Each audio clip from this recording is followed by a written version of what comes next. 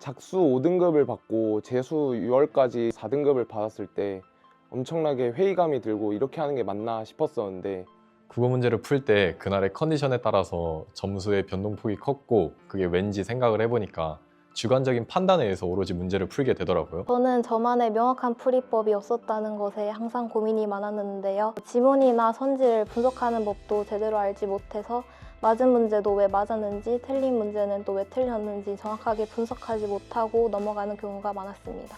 저는 원래 국어 지문을 대할 때 한 문장 한 문장 이해하면서 읽는 것에 중점을 두었었는데요. 그러다 보니까 이해할 수 없는 인문 철학 지문이 나왔을 때 이 지문을 이해하지 못하고 문제도 연결해내지 못하는 어려움이 있었습니다.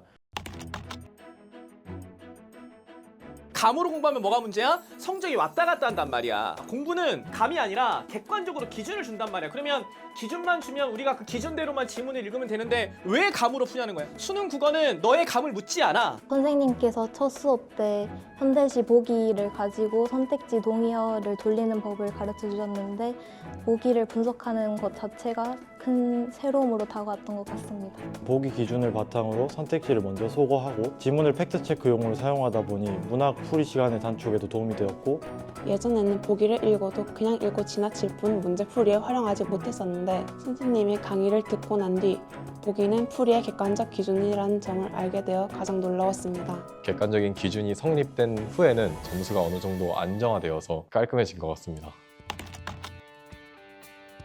최근 3개년 동안 나왔던 6구 수능 3번씩 9번 시험만 분석하다 보면 똑같은 행동을 해야 될 게 정해져 버려. 이게 일관된 풀인 거야.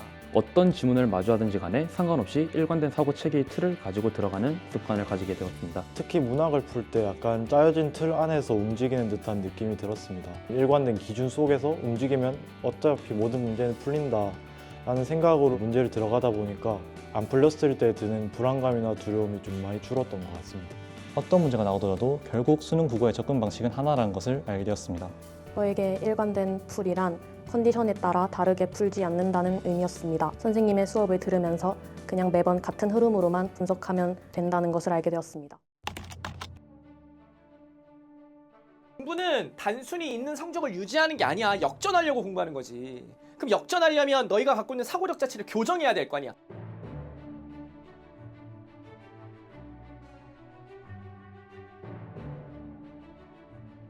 제 사고와 선생님의 해석 기준을 스스로 보고 판단하고 비교해본 뒤 소위 메타인지라고 부르는 과정을 적용해서 제가 부족한 게 어떤 것이고 제가 놓친 것은 어떤 것인지 판단할 수 있었습니다.